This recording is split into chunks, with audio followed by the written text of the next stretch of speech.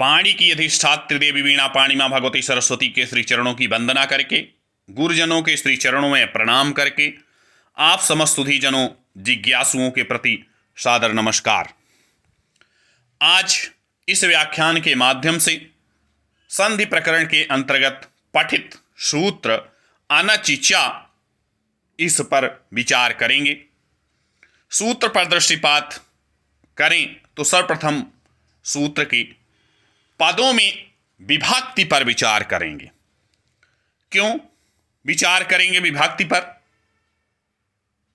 तो विभक्ति पर विचार इसलिए करेंगे क्योंकि विभक्ति ही इस सूत्र के वास्तविक अर्थ के निर्धारक है। तो सूत्र है, इस सूत्र में दो पद हैं, अनचि सप्तमी विभक्ति एक वचन, चा यह अव्यय पद है, और इसके बाद विभक्ति के बाद अनुवर्तित जो पद हैं, सूत्र हैं, उन पर भी दृष्टिपात करना परम आवश्यक है। क्यों? ऐसा क्यों करें? ऐसा इसलिए कि सूत्र के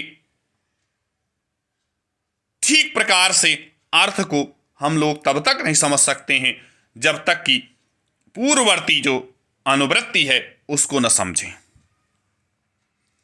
तो यरह अचह द्वे यह अनुवृत्ति है पूर्ववर्ती, और अधिकार सूत्रों को भी समझना उतना ही आवश्यक है।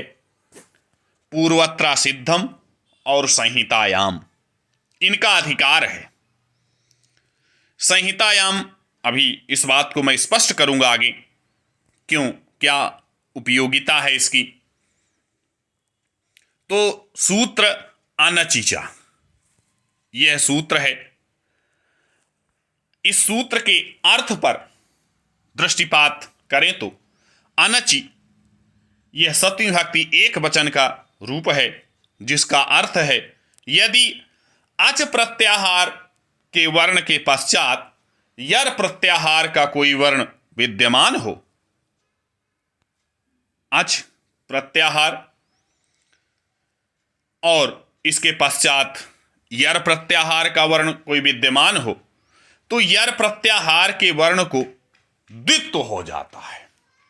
द्वित्व कैसे होगा? कहें विकल्प से होता है। वृत्ति में है, मध्य सिद्धांत कौमुदी में आचार्य भट्टो दीक्षित ने लिखा है, अचः परस्य यरो द्वेवास्तः।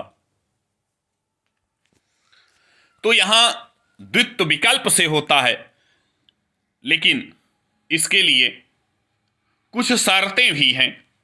शर्त का मतलब एक विशेष स्थिति भी है। प्रथम शर्त यह है कि उसके पश्चात, किसके पश्चात? यर प्रत्याहार के वर्ण के पश्चात कोई अच प्रत्याहार का वर्ण ना हो। इसीलिए अनचि कहा गया। अनचि सप्तमी है और भाव में सप्तमी है, पर में इसकी विद्यमानता है, इसलिए यहां पर अनचि यह इस सूत्र में अति महत्वपूर्ण हो जाता है। दूसरी शर्त या दूसरी स्थिति क्या है? संहिता का विषय हो। मैंने अभी पूर्व में कहा है कि संहितायाम को यहां स्पष्ट करेंगे। तो संहिता का विषय हो। संहिता परः सन्निकर्षा संहिता, वर्णानाम अतिशय सन्निधि संहिता, वर्णों को अतिशय सामीप्यता को संहिता कहा गया है। और जहां संहिता होती है वहां संधि होती है, इसीलिए वहां कहा गया संहितैक पदे नित्या, नित्या धातु उपसर्गयो। तो संहितैक पदे नित्या, तो संहिता वर्णों की अतिशय सन्निधि संहिता का विषय है, क्योंकि संहिता का यहां अधिकार है। ये पूर्व में मैंने कहा भी है। इसका यह भी तात्पर्य है कि जहां संहिता का विषय नहीं होगा वहां द्वित्व भी नहीं होगा। द्वित्व तो संहिता के विषय में ही होगा, इसलिए यहां पर यह होना आवश्यक है। अब इस बात को ऐसे तो अभी समझ में आया नहीं, तो इसको हम लोग उदाहरण के द्वारा समझते हैं। सुधी है और उपास्य है। सुधी के धकार उत्तरवर्ती ईकार को इको एणचि सूत्र से यण आदेश, लेकिन यह स्पष्ट न होने के कारण तस्मिन् इति निर्दिष्टे पूर्वस्य इस सूत्र की भी प्राप्ति हुई और उससे निश्चित जो आदेश जहां होना चाहिए वहां हुआ।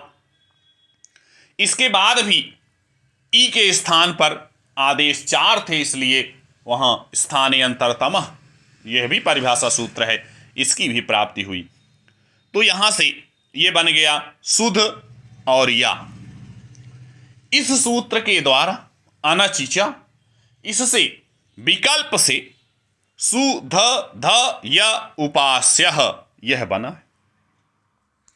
इस उदाहरण में यर प्रत्याहार के वर्ण धा से पहले अच प्रत्याहार का जो वर्ण है ऊ है, सा में ऊ है, लेकिन धा के पर अच प्रत्याहार का कोई वर्ण नहीं है, क्योंकि धा के बाद या है, आदेश वाला या।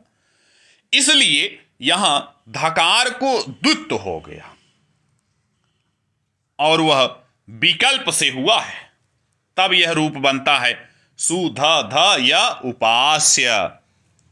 लेकिन जब इसकी प्राप्ति नहीं होगी, इसका तात्पर्य है कि जब विकल्प जब हम नहीं करना चाहेंगे तो फिर सु ध य उपास्य यही रूप रहेगा।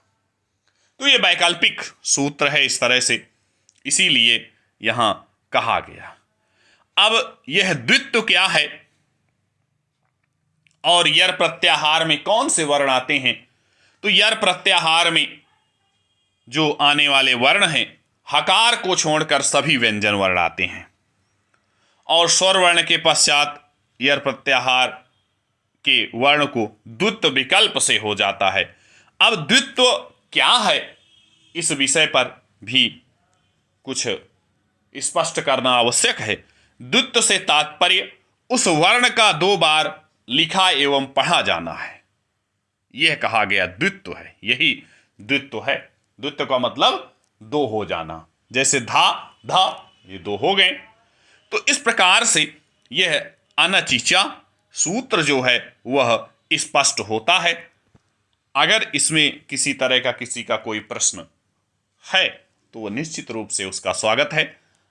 और इसी के साथ यह व्याख्यान यहीं पूर्ण होता है। आप समस्त सुधी जनों जिज्ञासुओं को सादर नमस्कार करके